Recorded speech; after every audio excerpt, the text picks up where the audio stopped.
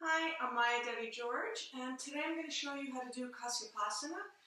It's a really neat pose. It incorporates a lot of different types of poses. So we've got a back bend, a forward bend, and a spinal twist all in one pose. So I'm going to show you how to prep and how to work your way into it. So the first thing that you should probably really begin with is opening up the shoulders. You can start off by doing wild thing and variations of wild thing. So just to demonstrate, after doing your warm-up, you can come into your downward facing dog, relaxing the head down, turning the right toes all the way in. I'm going to raise the left leg all the way up and flipping over. Now, this right foot, sometimes people like to do it on the side of the foot. I don't really like that.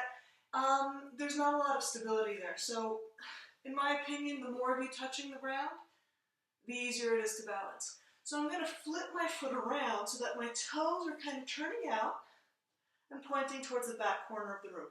Lifting the hips, dropping the head back. If you try and hold your head up, you'll end up with a sore neck.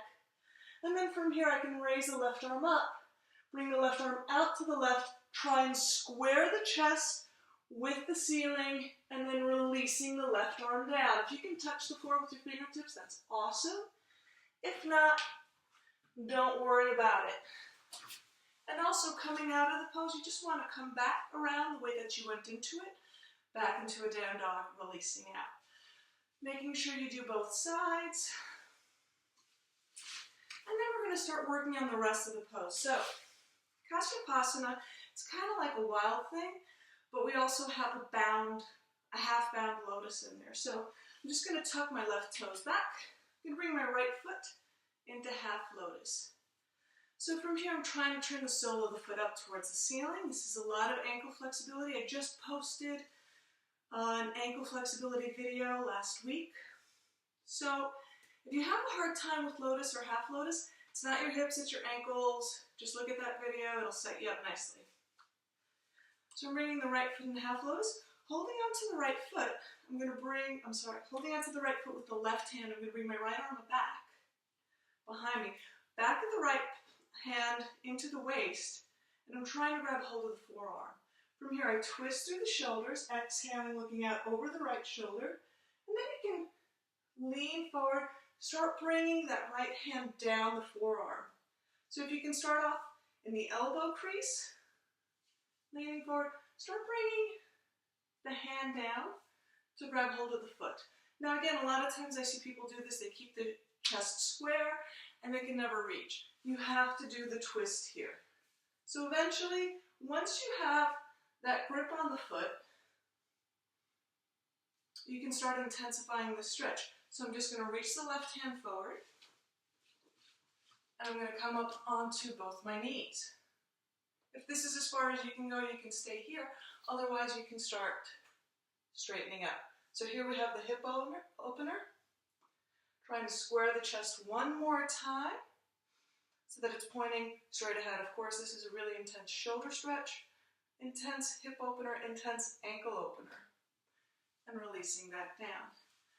So that's basically the two halves of Kasyapasana.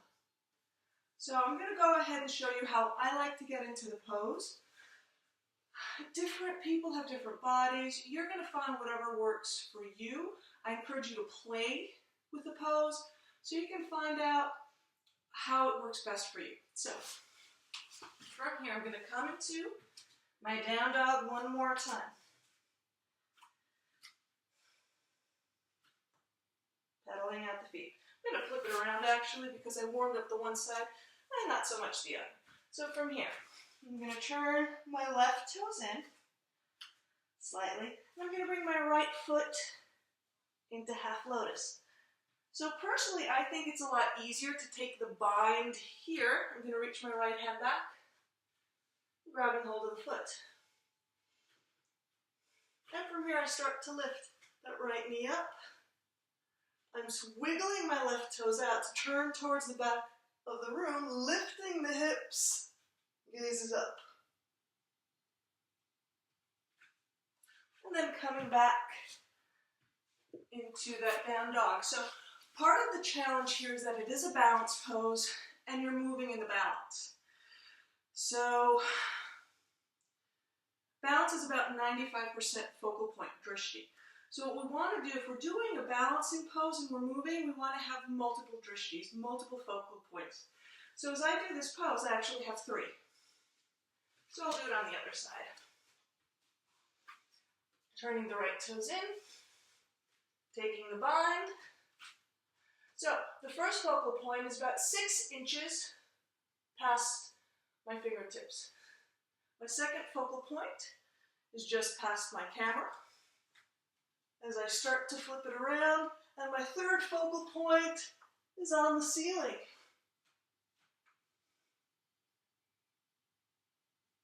And then I come back, bringing my gaze to all 3 focal points to get into and out of the pose. So, start working on it. You'll get there in no time. Thanks so much for watching. Om Shanti.